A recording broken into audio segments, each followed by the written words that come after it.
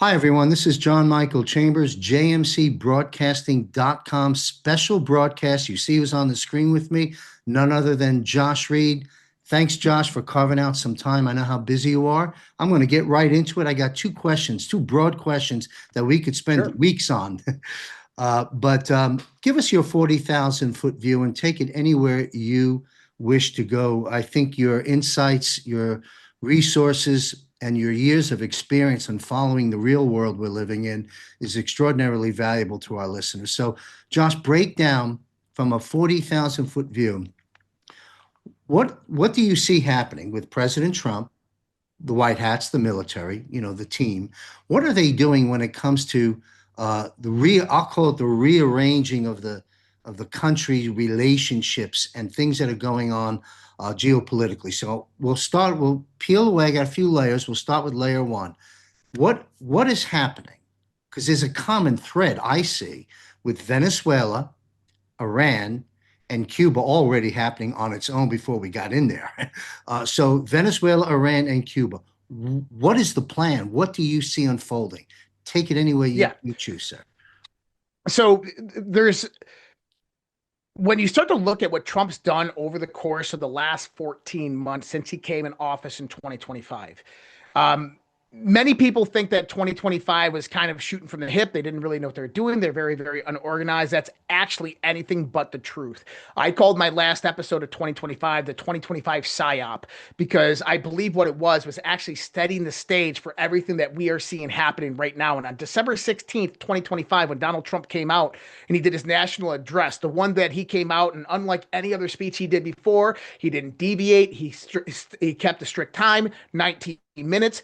He kind of seemed a little disturbed, but he said some things during that speech that if people were listening, he was closing out the old era. And he said, look, when I took this country, it was dead. It was beaten. The economy was crap. The military was depleted of everything. We couldn't have retention rates, and we had people leaving the military and people getting kicked out of the military. We had, transgender and all this stuff was happening. Our country was not in good shape. And he goes, I'm proud to announce that tonight our country is now in amazing shape. Our country is now back. And this was really, really important because what it showed is that when he came in 2025, the country was not in a position for him to wage war on the deep state or the globalists. It showed that they had to build the country back up and they had to do it methodically and strategically. And this started with Donald Trump with his utilization of tariffs, with going back around the whole entire world,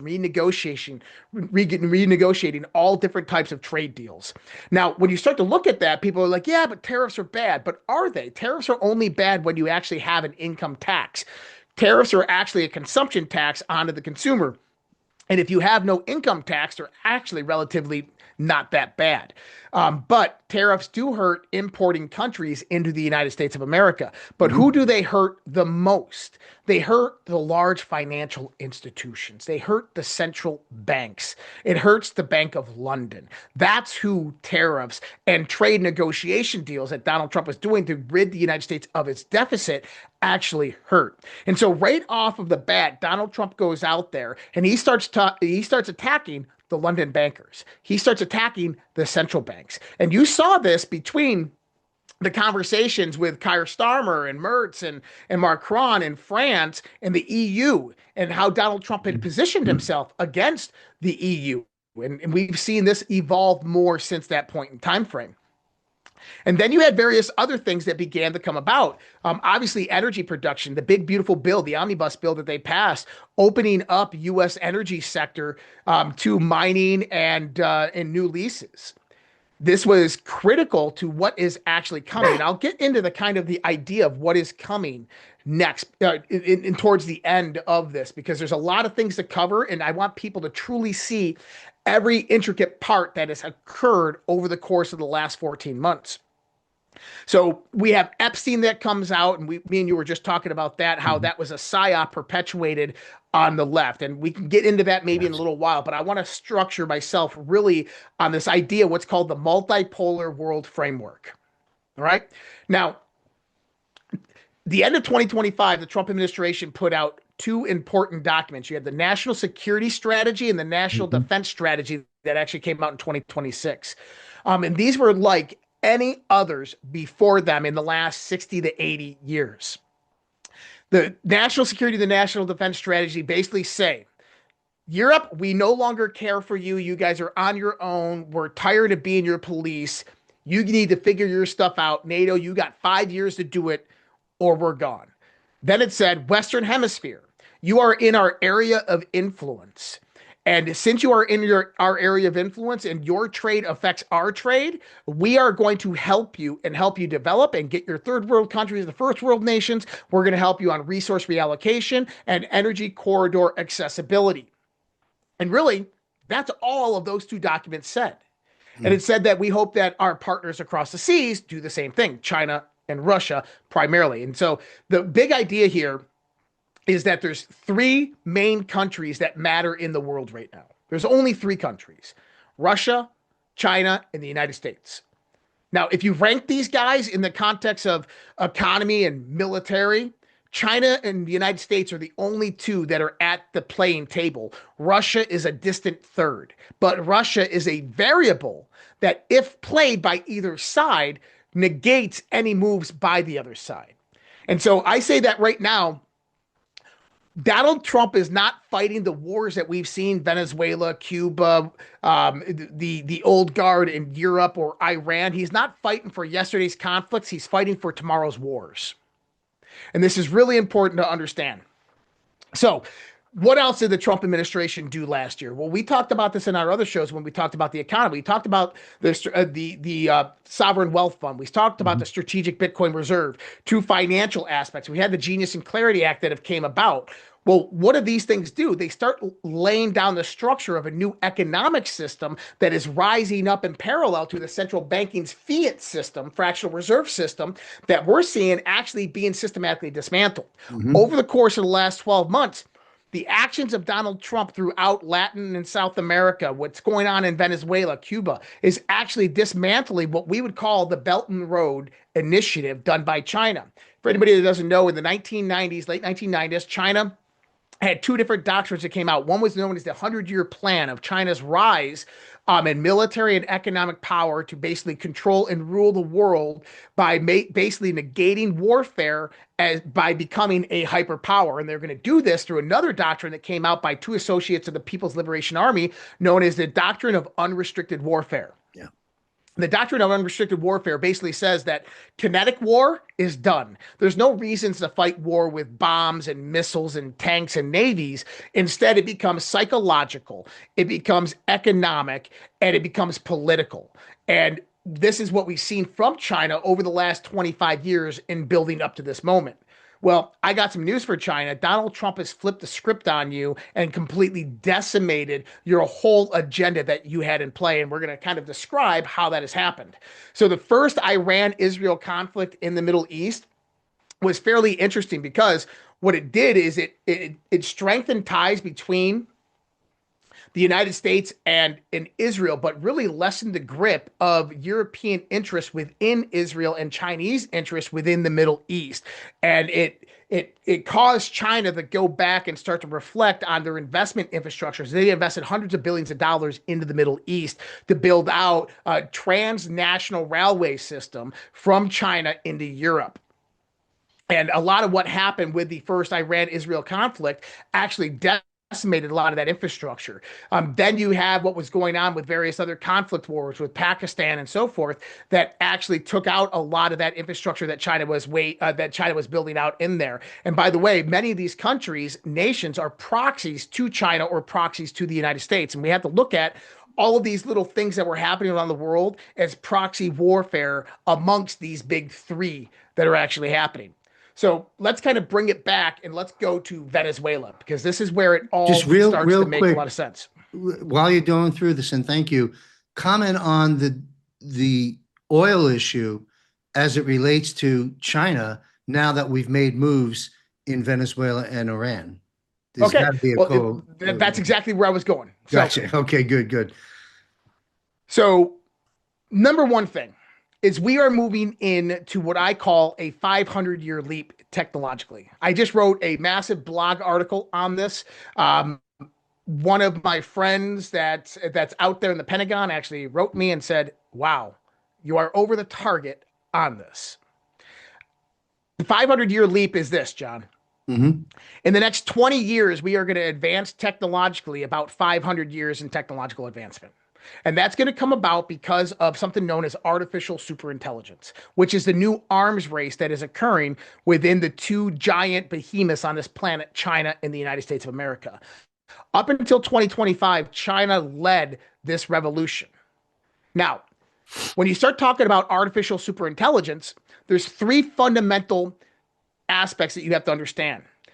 AI runs on three components: energy, computational power, and data. Okay? So the base layer of that is energy. So China was advancing in computation and stealing data models directly from the West. So if you're a strategist, how do you begin to limit China's AI advancement? Hmm. Well, you have to limit China's resources and China's energy. Yes. China has a three-pronged energy approach. They get the majority of their energy under Western sanctions from three different places: Russia, Iran, Venezuela. Bingo. All right. Not only was it China, but the European nations actually control the financial facilitation of that. The London bankers control the facilitation Yes. of those transactions from Hmm. Venezuela, from Russia, and from Iran. So this is not only this is a multi-pronged attack by the Trump administration on China, but also on London, which through Hong Kong, obviously we know the Rothschild family, Sassoon family, has controlled the banking dynasties within Hong Kong for a very, very long time that spread directly into the CCP. This is why Xi Jinping had multiple coup attempts on his life last year alone, not including 2022, where we think that he actually tried to attempt to take him out. Now, going back into Venezuela. Venezuela is obviously an energy corridor. China controlled the Panama Canal. They controlled all of the northern Latin American states: Venezuela, Brazil, Colombia, Peru, Ecuador. They controlled all of the ports of entries and all the critical mineral and resource metals imports and exports that happen out of there, because they obviously leased the Panama Canal for 100 years. We got the Panama Canal back, and next, the biggest point was going after the biggest energy producer in South America, and that would have been Venezuela. Now, Hmm. people maybe don't understand how Venezuela operates with the cartels. The cartels are kind of like a strong arm of a larger international criminal organization, right? So you have a large criminal organization that the banking, the finance infrastructure that basically controls these mercenary armies that go in there, strong arm the people, steal their resources, control that, and then collect the money, take a little bit for themselves, and spread the rest out throughout the global banks. The Rodriguez family was actually one of the heads of this when Chavez came in. And it's interesting now that Delcy Rodriguez is in control of Venezuela, and I'll kind of give a point on that here in a second. So, what the Trump administration did is they tried to negotiate with Maduro, basically have Maduro step down, leave Venezuela, give up the asset allocation back to the Venezuelan people. They put out a bounty for him, $50 million. Nobody took it. Well, from what we gather of what happened, Maduro was actually in negotiations privately with the United States of America. He turned himself in, gave away his own position, and brought with him all the receipts of crimes and corruptions because he saw that they were going to come in one way or another, and he'd rather get out alive. Now, within this is when Delta Force went down, used a discombobulator. They grabbed Maduro, his wife. They pulled him out. And then Delcy Rodriguez rises up as the president of Venezuela. Now, Delcy Rodriguez's family is probably worth about $3 trillion. That's how much money they've stolen from the Venezuelan people over the last years.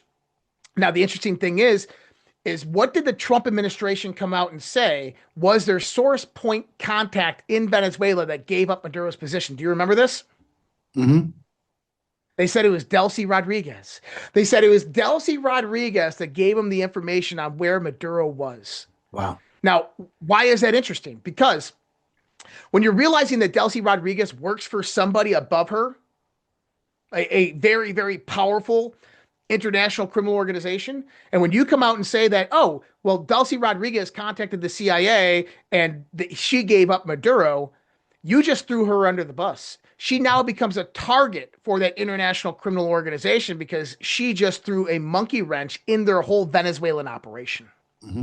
And here's the thing, it doesn't matter if they're lying or not. They can't prove it. And now she has to seek safety with the CIA, with the United States of America. Now she is forced to align with the United States of America, which is exactly what happened. And what happened there is you cut Europe, UK, and China off from cheap oil. What Yes. do we mean by cheap oil? They buy it at about 30% of market rate from Venezuela, from Iran, and from Russia. So now you're cutting China one leg off of China's three-pronged leg triangle. So now that oil flows into the Gulf states in the United States of America where it gets refined. And guess who we're selling it to? We're selling it to China. Yes, Well, look at exactly. that. Now we have limited accessibility to China to an energy corridor. Now enter Iran. So we go into Iran. There's two things that Donald Trump is not doing in Iran. Number one is they've taken out zero, zilch, nada civilian politicians. Zero civilian politicians have been targeted. Number two is they've taken out zero infrastructure. No electric, no water, no power, no oil infrastructure. They're only hitting precision military targets, Yes. IRGC, and the clergy, the mullahs, the ayatollahs. Why? If people understand the history of how Iran came about, the Shah in the 1950s was put in place by British Petroleum, by MI6 through operation through British Petroleum, put the Shah in place. When the Shah realized that they were getting ripped off by BP, the Shah removed, or MI6 removed the Shah, and they went out there and created a color revolution. And what did they do? They went and got the Ayatollah Khomeini, that was sitting in France, that owned assets and real estate assets all throughout the UK.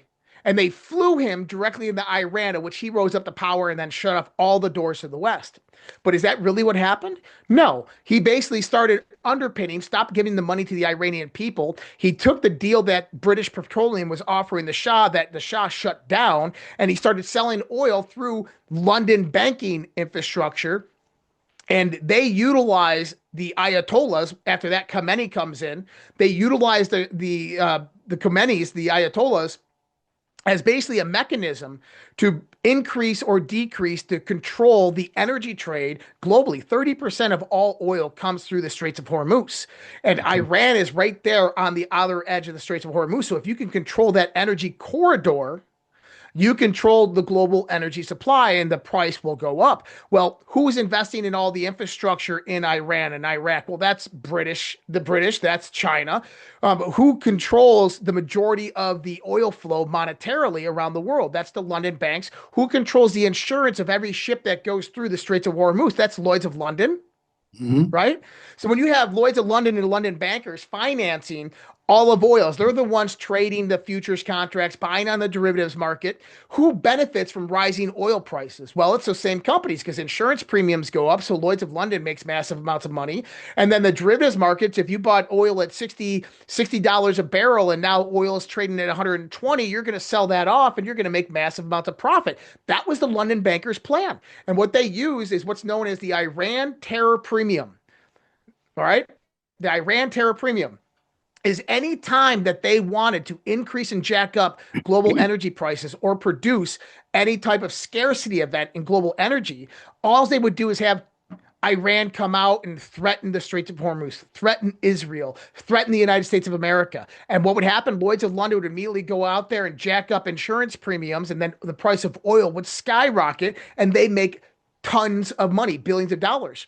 Hmm. What's his name? You have Peter Navarro, Hmm. economist from the first Trump administration. He wrote an article in The Economist talking exactly about this. And he claims that over the last 30 years, if you look at the manipulation by Lloyd's of London, the London bankers, on what they've done with the Iranian terror premium, utilizing Iran as a proxy to basically control the Straits of Hormuz and the global energy trade, you have about a $5 to $15 deviation of the price of oil back and forth over the last 30 years. It equates to about $30 trillion Wow. that they've stolen from all of these nations and countries. That's Yeah, massive. extraordinary. Let me to tie comment on Cuba. Um, we see them going after communist facilities, the people of Cuba. They're basically, basic supplies, energy, water, food, light. I mean, they're in the dark over there right now, as I understand. And one of the folks there has stepped up and started to wanting to speak with the president. It seems to me, and I'm not following it that closely, but they're trying to prevent. They're watching what happened in Venezuela. They're watching what happened in Iran, and they know they're next. What's your take on Cuba? In my opinion, I mean, this has been a long time coming. All these decades, I've been saying to myself, this little tiny island off the coast of Key West, well, it's been a CIA proxy government. We understand that, but why has it been allowed to go on and on and on? It's changing right now. How do you see Cuba in this discussion? So I think Cuba is going to be a U.S. territory in less than 6 to 12 months.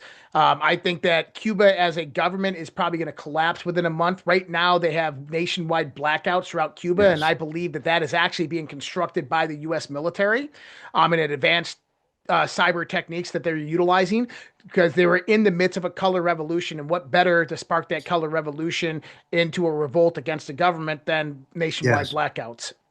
What was interesting is this over the last week, we have Iran going on, and then you find out Marco Rubio is over in Cuba and he's negotiating with the Cuban president.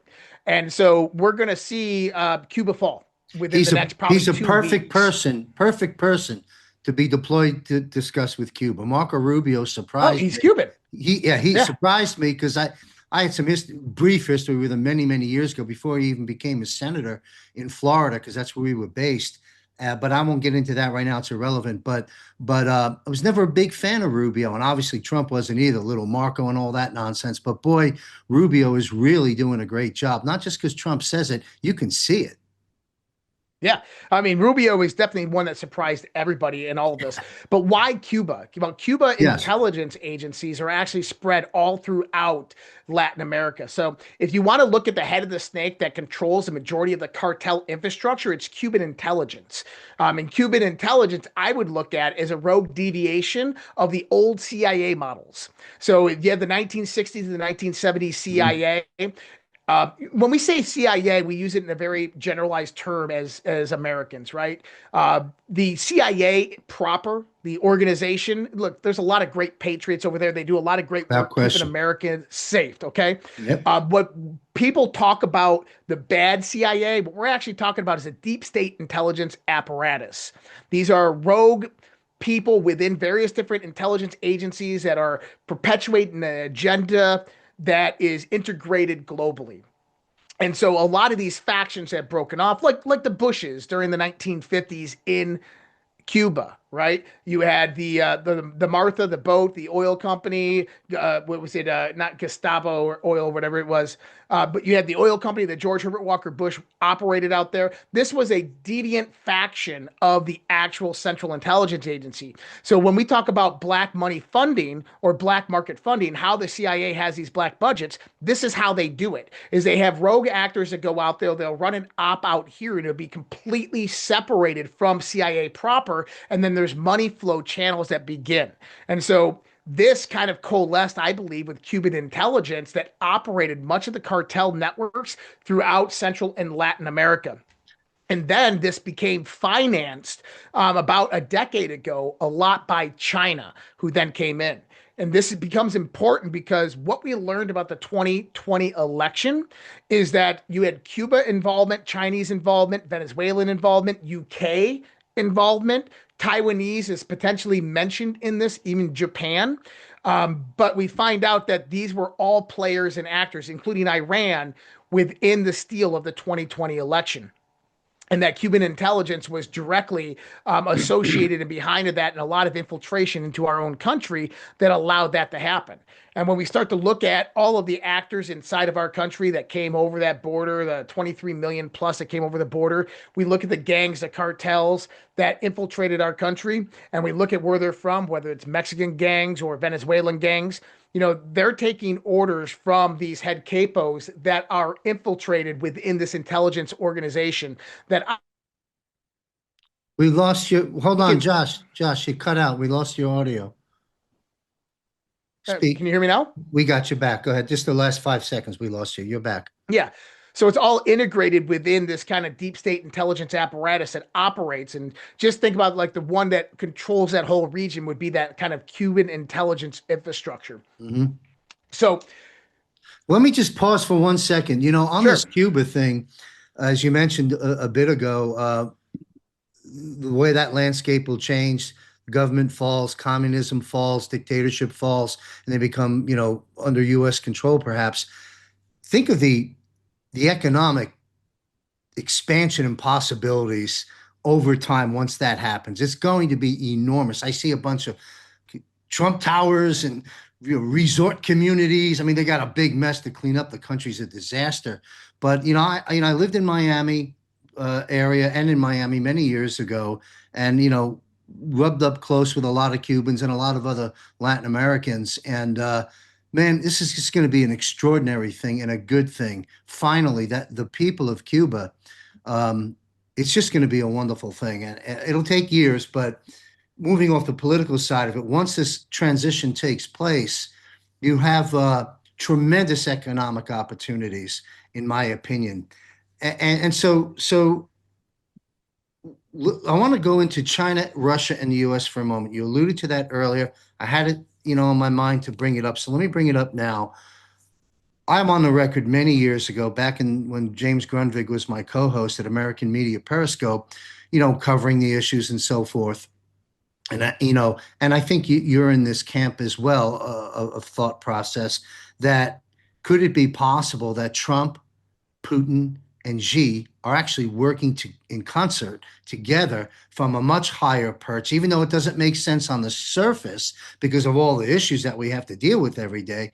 Where do you stand on that narrative? Because you touched on it before. It's extremely important. And I still believe that there is that you got your axis of evil misnamed by Bush. We know the axis of evil actually is London, right? Vatican and D.C. But we also have the axis of the new world being created, and in my opinion, against communism, against dictatorships, against the quote old new world order. You have Russia, China, and the U.S. Am I crazy? Nope, you're not. We call it the Sovereign Alliance. 2018 in Rome, delegates from each one of those countries met at the Vatican and they negotiated terms for global peace, for world peace, and how to go to that and what would need to happen. And it's a very secretive meeting. Now, let's kind of get into that part of it. What if I could prove to you 100% that Donald Trump and Russia are working together? I know it's So, happening, but go ahead, hit us with some. well, so you remember the Alaska summit? Hmm. So you remember the Alaska summit, Trump and them, and then immediately after the Alaska summit, Russia throws missiles in the Ukraine, and Trump's like, "How dare you, Right. Yeah, Putin?" And it kind exactly. of diverged from that. Well, do Hmm. you know right at the Alaska summit, Russia, through a company known as Arctic LNG, a Russian-controlled company, moved billions of barrels of oil out of their pipelines and into the seafaring oil tankers. This is August 2025. Hmm. Those tankers have sat out at sea with no buyers since that time. Wow. So last week, the Straits of Hormuz shut down. Oil Hmm. prices skyrocketed up, right? Well, what happened? Donald Trump comes in, him and Scott Bessent, and they eliminate certain sanctions on Russian oil. Well, guess what Russian oil was eliminated? Any seafaring oil that is already out to sea. Mm. Happened to be about 120 million barrels, Wow. which then brought the oil prices back down. Right. Almost like that was planned and coordinated exactly for that Yes. moment. Why would Vladimir Putin put all of those barrels of oils out in the middle of the ocean and just let them sit there? Hmm. Because he knew what was about to happen with Iran. And Yeah. who's Russia's biggest enemy right now? He just named them, the United Kingdom. Who Yes. controls the Ayatollah Khomeini, or the new Mashoba Khomeini? Who controls him?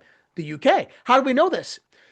So Ali Khamenei owned $48 billion, had a net worth of $48 billion. This includes real estate all around the world. Okay. His son was a bit of a real estate mogul.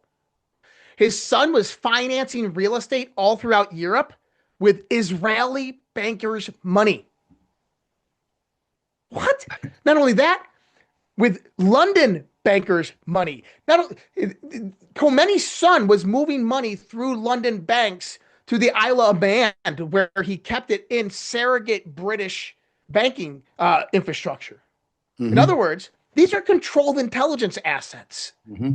And when your enemy is the UK, and Donald Trump came out and said last week, our former enemy, or our former ally, the United Kingdom, right? So now you have Russia saying that they're enemies of the United Kingdom. Then you have Donald Trump saying our former ally, the United Kingdom. And what happened today?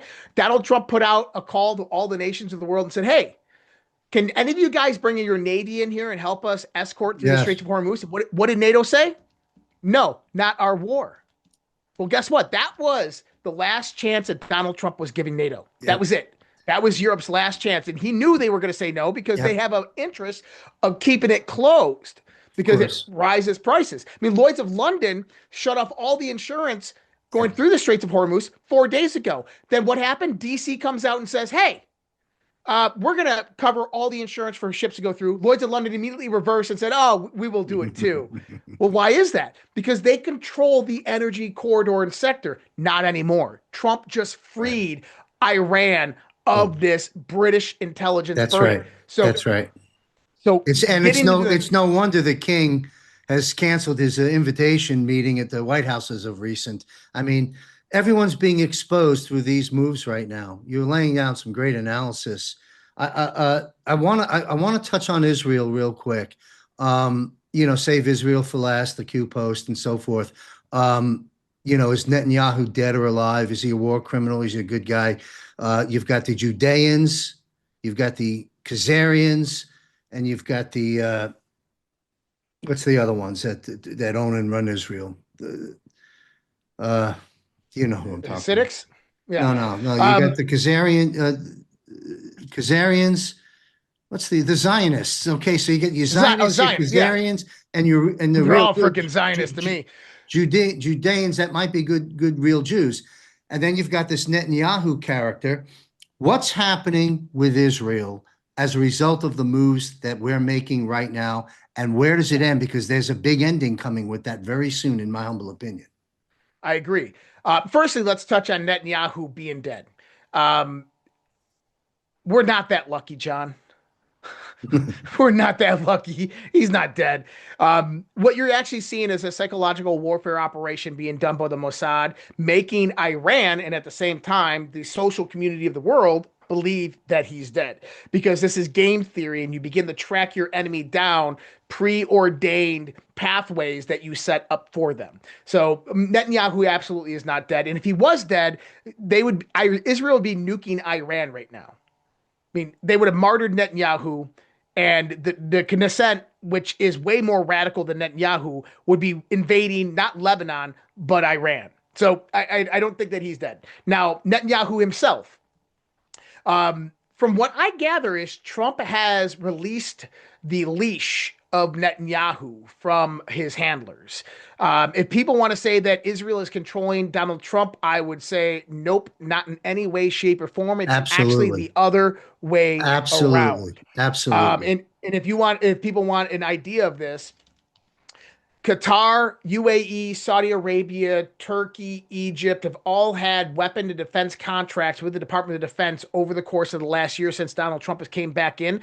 Hundreds of billions of dollars of weapons shipped to those areas. Not only that, defense cooperation agreements and defense alliance agreements. What does that mean? Is that U.S. weapons and potential enemies of Israel are now surrounding around Israel. Then you have Gaza. Gaza Netanyahu would never have went for a two-state solution under Joe Biden or Barack Obama. It would have never have happened. Do I believe Netanyahu's a war criminal for what he did in Gaza? Absolutely. What he did to the Palestinian people is absolutely horrific, evil. But what Donald Trump is doing is something completely different, and people need to pay attention. So Donald Trump goes in there and negotiates the ceasefire between Israel and Gaza, says that we're going to rebuild Gaza up. You have Saudi money flowing in, Qatari money, Western money, European money flowing in to build hotels and resorts and golf courses all throughout Gaza. But this also brings about a 1 to 2 state solution because you also have the West Bank, which is something that Netanyahu 2 years ago would never have allowed happen. We lost your sound Donald Trump? again. You're back. For some reason, it blips out. You're back. Go ahead. Yeah. Yep. So how do you know that Netanyahu is not controlling Donald Trump? Because you have a 2 state solution happening in Israel right now between Gaza and Israel. You have ISF soldiers from Jordan and Egypt sitting in Israel on the border of Gaza, of which Israel has protested since the day that they have arrived. You have Donald Trump having a genius idea of, hey, let's go out there and rebuild Gaza with modern infrastructure, with Qatari, Saudi, UAE, and US money flowing in. You want to know why? No bombs drop on modern infrastructure. No bombs drop on Trump's hotels or Saudi hotels, unless they're shot from Iran ballistic missiles, but that's a different story. But what I want people to see is that the next time Israel goes in there to hit Gaza or Hamas in Gaza, they're going to have to do it through Saudi hotels, through Qatari golf courses, through Trump Tower, which, guess what? Israel's not going to take that chance to piss off an entire region who Donald Trump just armed against them. Mm-hmm. So Israel, I think, has been liberated from a lot of the control factors that had them and what I call the American Jewish mafia, because that's what it is. It's a cartel of various Jewish influencers who aren't actually Jewish. They're just Jewish in name only. Yeah. They're not actually religiously Jewish. If anything, they're ballistic or satanic, that controlled the Knesset and Netanyahu for a very long time. And I think that Trump has basically cut those strings for them. Now, saving Israel for last, I think what that's going to come about is the the political corruption within in the Knesset and within the political factions of Israel, I think are going to be weeded out over the course of the next 2 years. And Donald Trump is helping Benjamin Netanyahu actually do this. So Benjamin Netanyahu actually fighting his corruption charges. This is actually what the deep state was doing to Donald Trump. He's right. They're doing the same thing to Netanyahu. And it's the same deep state infrastructure. And what he's talking about is they are going to basically take them down the same way that they took down the deep state here in the United States of America, because they all begin to intertwine. When we start hearing the Mossad is running a psyop here in the United States of America, you have to look at it from that deep state perspective other than another one, right? Mm-hmm. Now, do I believe Israel's all great? No, I'm not a supporter of the Israeli politics, of the Israeli government. I don't like Benjamin Netanyahu. I think he's a war criminal, but I can tell you with 100% assurity that the reason why Donald Trump wasn't prosecuted, wasn't killed, wasn't shot in Butler is because of Israel. That Israel protected Donald Trump from 2020 to 2024. That, do you find it a coincidence that right after Butler, Pennsylvania, Israel launches one of the largest military campaigns in world history and decapitates all of the leadership of Hezbollah? Mm. Immediately after. And now, who was named as one of the countries involved in the attempted assassination of Donald Trump? Hezbollah. Mm. Not a country, but one of the factions. Hezbollah. That's what the Biden administration said. They had active intelligence prior to Butler that Hezbollah was planning some type of assassination on Donald Trump. And then weeks later, Hezbollah is completely eliminated. Why? Because Donald Trump is controlling Israel, and he gave the order. Benjamin Netanyahu actually came out and said this 3 months ago when at the White House, talked with Donald Trump. He says, hey, look, back in 2024, before we did the Hezbollah operation, he goes, I called President Trump here. And I said, President Trump, this is what we're going to do. Do we have your permission to go forth? And President Trump gave me the permission. Mm-hmm. That's when he was not in office, but he was operating the Netanyahu, directing Netanyahu on what to do, how to do it, and what comes next. Mm-hmm. So it's really important for people to see this perspective that Netanyahu is a controlled asset of Donald Trump, I not think the other way around. That's the great takeaway. Thank you. Real quick question. I want to switch to the economy and we'll wind this down. Where does this leave Netanyahu, say 2 years down the line? I think that Netanyahu is simply in position that he's in right now because you have so much corruption behind him within the political infrastructure in Israel that he cannot give up power, or Israel will go towards a holy war. And I know that we all think that, Netanyahu is going to degrade Israel, and he's going to, they're invading Lebanon right now. I think that he's got a lot on his plate. He's being his hands forced. But I think that they have to weed out their deep state, and then Netanyahu will absolutely step down, but not before that. Got it. Thanks, Josh. This is just a cursory view of this because this subject we could spend hours on. There's so many aspects to it. I had to concentrate a lot here. Yeah, no, thank you very much. You provided great insights and some good intel and connected a lot of dots for us. Talk about the financial system. Do you believe this is a simple question, but an important question. Do you think the financial system and or the US dollar, because there's so many components of the financial system, but the US dollar is a big piece of it.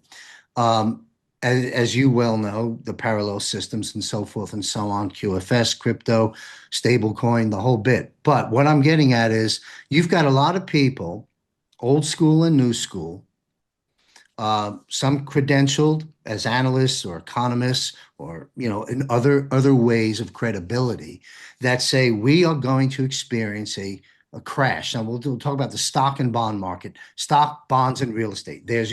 That's what's crashing. So you've got a respectable people, many that we know of and so forth, that are in the camp that says this thing's going to come down like a ton of bricks, worse than ever before. Even Jamie Dimon says that, at least in the bond space. Then you have other people equally respectable in the economists or whatever, people in the know, intelligence people you and I talk to, that say, not going to happen. Dow's going to go to 60,000. We're not worried about that. The elephant in the room is the dollar. So I guess the question is two-part. Do you believe, based on what you see going on, a collapse coming in stocks, bonds, and real estate of magnitude, or not? And then the same question to the US dollar, which of course is the Federal Reserve note that we're trying to get rid of. What's your view about it? It relates to Okay. collapse of these two entities. Yeah. So, um, I do believe a collapse is coming, but I believe a collapse is going to be coming when new framework is already in place and the parallel system is up and running. That way, when the collapse happens, it's an equal transition into the new system. Now, why is a collapse going to come?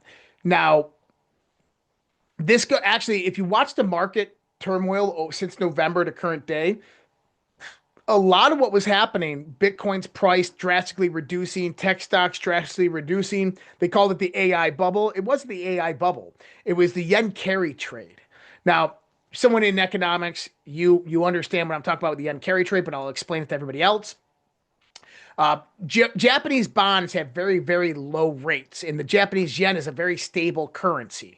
So basically, international investors will borrow Japanese yen, and they will take collateralization for that Japanese yen with 2x, 5x, 10, 20x leverage because the bond market is very, very stable until it's not.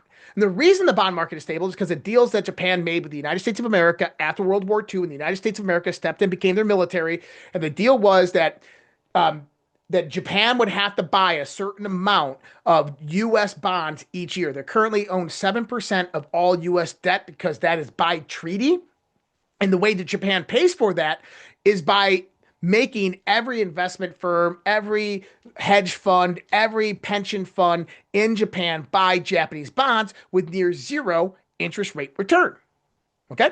Mhm. So this is why the bonds typically stay relatively good. Well, occasionally those bonds skyrocket in price in yield. And when that yield skyrockets, the yen becomes unstable, and those people who are utilizing the yen as collateralization begin to get liquidated in their investments. Now, what are they taking the yen money that they're borrowing with a 20x leverage, and what are they buying?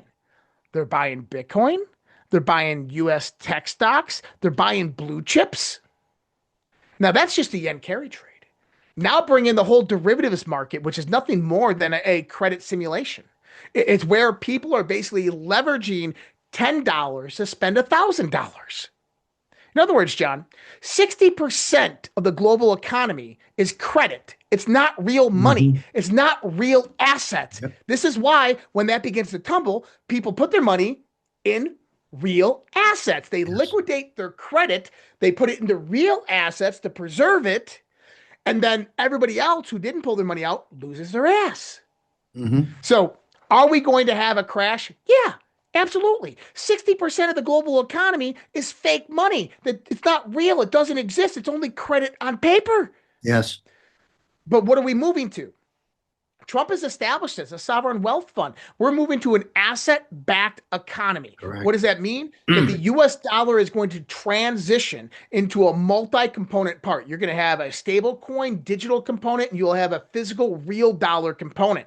And what's going to happen with that is you're going to have the establishment of the sovereign wealth fund, which I believe when we win with super overwhelming majority, super majority in Congress and Senate and the red wave that's coming, that we'll have a constitutional convention and they will ratify this within the Constitution with a sovereign wealth fund where Congress can only touch a certain percentage to run the government and everything else has to get distributed back to the American people like a true sovereign wealth fund. Yes. What's going to be contained in the sovereign wealth fund? All of the land leases of the United States of America, all the critical minerals, metals, and resources and oil and gas that the United States of America controls, all the patent market, all of the ownership of various different AI and quantum computing and biologic companies that are happening right now that are receiving over the $20 trillion of investment that is coming into the United States over the next 10 years.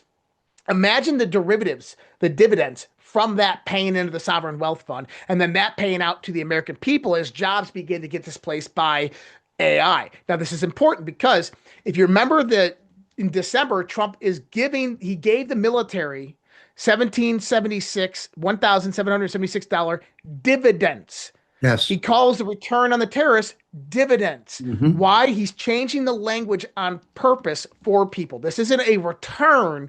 This is a dividend. This is gross profit that is tax free that he's giving back to you. So the idea is that as the United States of America goes out there and begins eliminating British imperial control and Chinese control over the resources and over the energy corridor accessibility of the world, they're striking massive amounts of deals for rare earth minerals and metals and for oil and gas around the world, which then profits the United States of America that flows into the sovereign wealth fund and then pays back into the American people. But it also, at the same time, strengthens the U.S.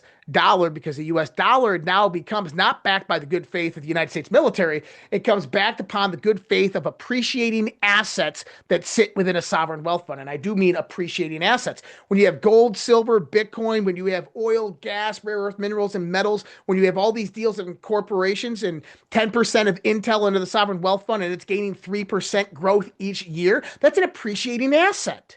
And when you have a currency based upon appreciating assets, and this is where the real magic happens, because very few economic analysts have actually looked at this.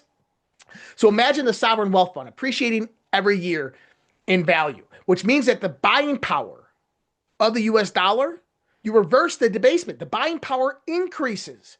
But now we're talking about automation coming into the job market and start replacing mining and construction and extraction and processing and manufacturing. Well, 85% of all costs in the production market is labor cost. So once you remove labor, let's just say that now automation costs 15% of that. So if that's a 65% reduction in the cost of the product itself just from that. Now the efficiency of transit and sale and retail, you're reducing another 20%. So you're going to have a almost 60 to 65% reduction in the cost of products at the same time that the US currency is increasing in purchasing power. So you have this inverted curve. Price of the cost of living goes drastically down by 60-70%, while the value, the purchasing power of the dollar goes up 60-70%. What does this bring us to? That $100 worth of groceries today is now $15 tomorrow. which was probably why Elon Musk said, I wouldn't be saving for retirement. Everybody's going to have universal high income. Why? Because if you're receiving, let's say, a $2,500 dividend check each month from the US government, and the cost of living now for mortgage and for food and for a vehicle and all of this is less than $1,000, you're Yep. living pretty. Yeah. So, we think about the Bretton Woods agreement that made the US dollar, the petrodollar, so powerful for so many years. Of course, that's over now.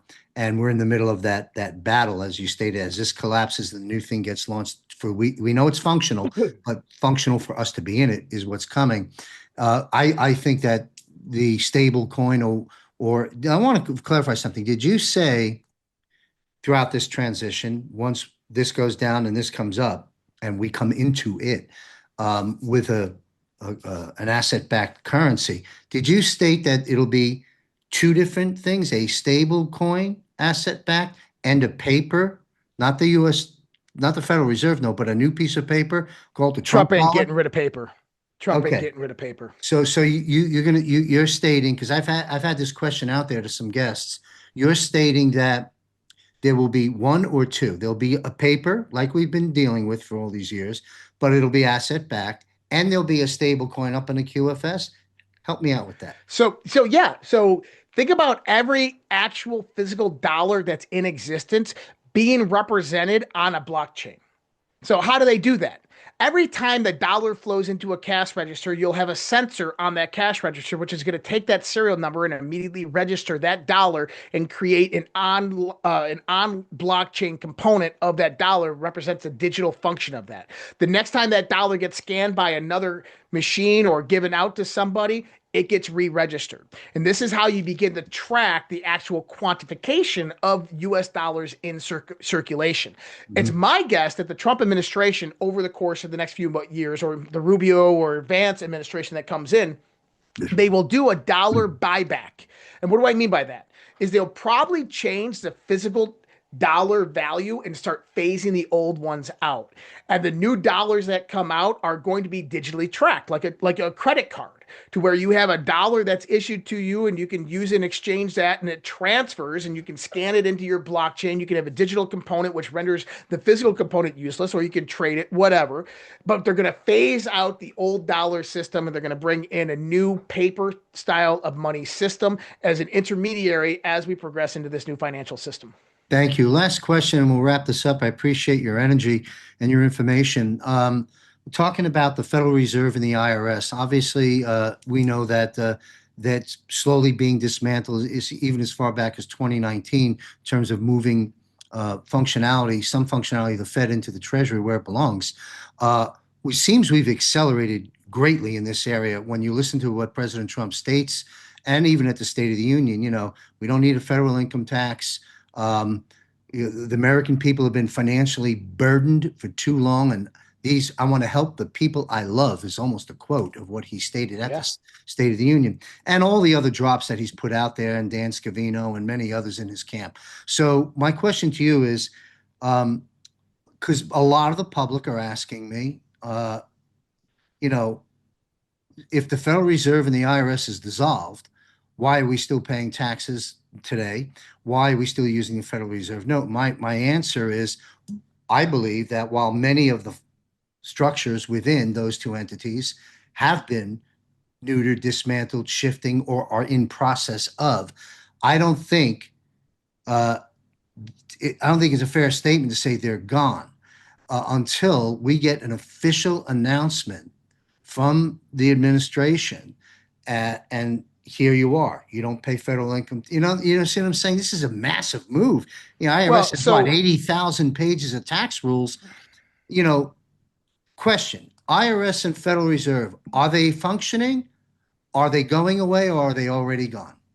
That's really so the question. number one is both of those things become an act of Congress for removal, right? So you Okay. have the 16th Amendment and you have the Federal Hmm. Reserve Act, both from Right. Yeah, 1913. both Number one is unconstitutional, not properly ratified and illegal, but go ahead. That's right. And so the 16th Amendment would have to be repealed, or new legislative framework basically coming in, repealing it. And then the Federal Reserve Act would have to be retracted and repealed, which I think that we're coming very, very close. I think that Kevin Warsh, who's coming in, Trump's Mhm. nominee for Federal Reserve Chair, The, is going to be the the central, last. the new central casting person per Trump, Kevin That's Walsh, right. per Trump. He's going to be the last Federal Reserve Chairman. Yep, That's my beautiful. guess. That's my thought process. Yeah. Yep. And so what we're going to see is number one is you got to change you can't just go in and start ripping shit up and kind of putting in new infrastructure. You have to do it very, very slowly over time because you're going to wreck entire industries. I mean, 100,000 people work directly for the Federal Reserve, and think about how many millions of people kind of, ancillarily spread out from that, depend upon that for money every day because of the businesses they operate. So you have to slowly transition people away from that. Now, one of the big things I think is the cutting off of the central banking infrastructure that Trump has done. A lot of what we talked about tonight Hmm. has done that, Yeah. which has allowed him and forced the Federal Reserve's hand. Hmm. And one of the things I think we'll see in the future, probably not too far distant, probably after the midterms, maybe next year, the year after, is Trump making a move through Congress once we have a supermajority. And I think that's kind of what we're waiting for. Is you got to wait for the supermajority to really get stuff done in Washington D.C. And that happens once every 100 years.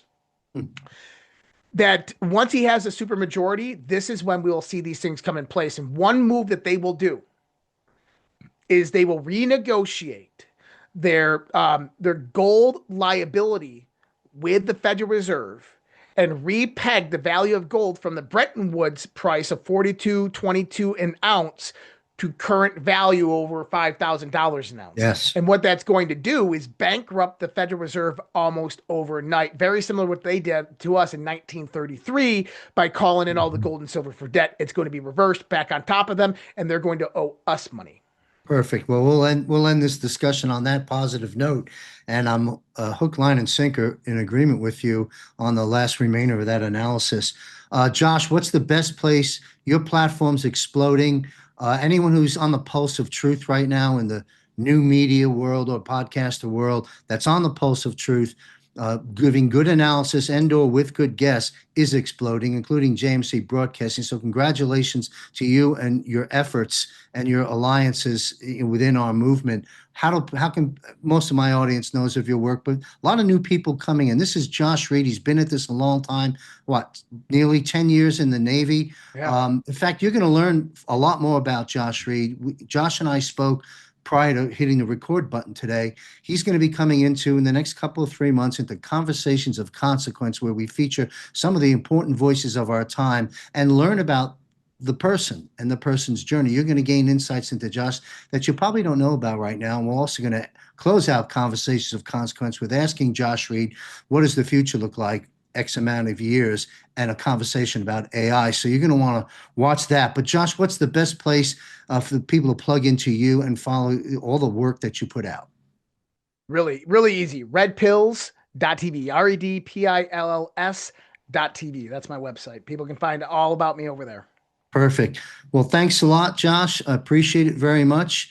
A lot of information, a lot of good content. And we'll just sign it off here right now. JMC Broadcasting, John Michael Chambers, and Josh Reid. Thank you, sir. Join JMC Broadcasting's monthly Global Defense War Military Panel.